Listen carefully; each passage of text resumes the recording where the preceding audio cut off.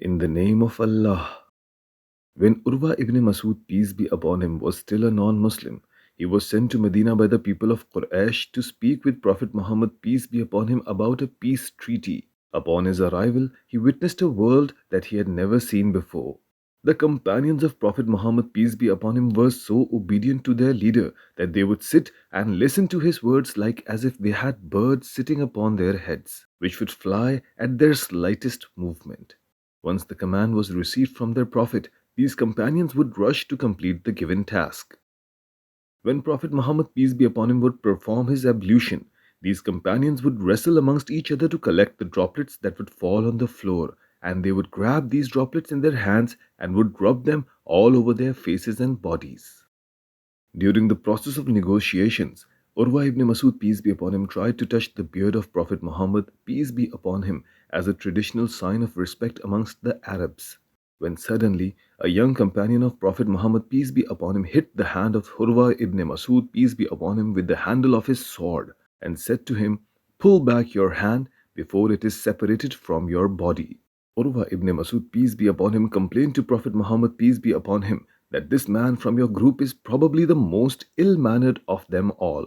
To which Prophet Muhammad, peace be upon him, smiled and said, "This is your nephew Mughira ibn Shu'aybah, peace be upon him." Urwa ibn Masud, peace be upon him, couldn't believe what he heard, because it was not possible in the Arab culture that blood relations would go against each other. Therefore, he was surprised to see the devotion of his nephew for Prophet Muhammad, peace be upon him. He went back to Quraysh and informed them that I have traveled the world and have had audiences with great kings of this world, but I have never seen the level of devotion these companions of Prophet Muhammad, peace be upon him, have for their leader.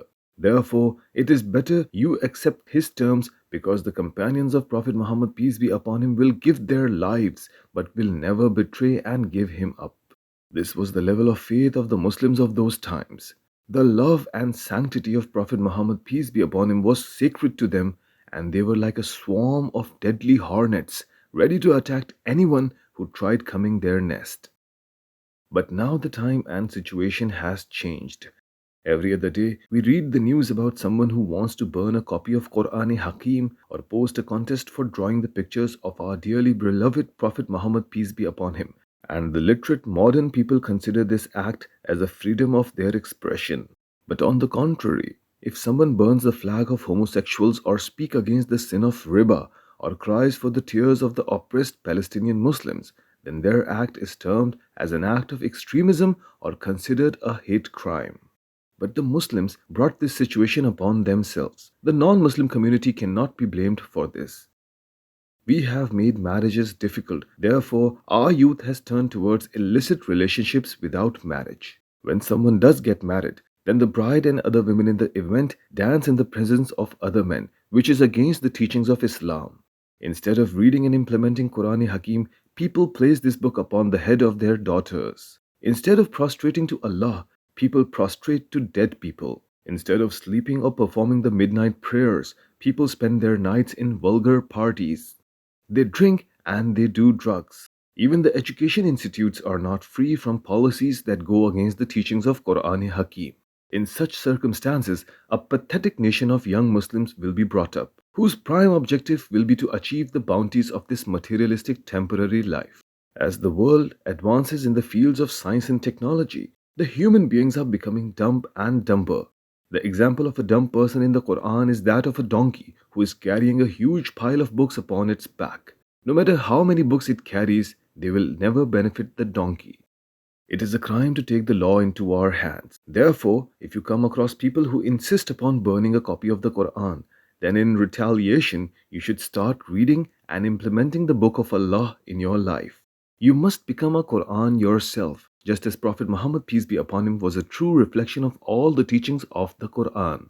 We must prove to the world that they may burn as many copies of the Quran, but they cannot eradicate it from our hearts. It is closest to our hearts.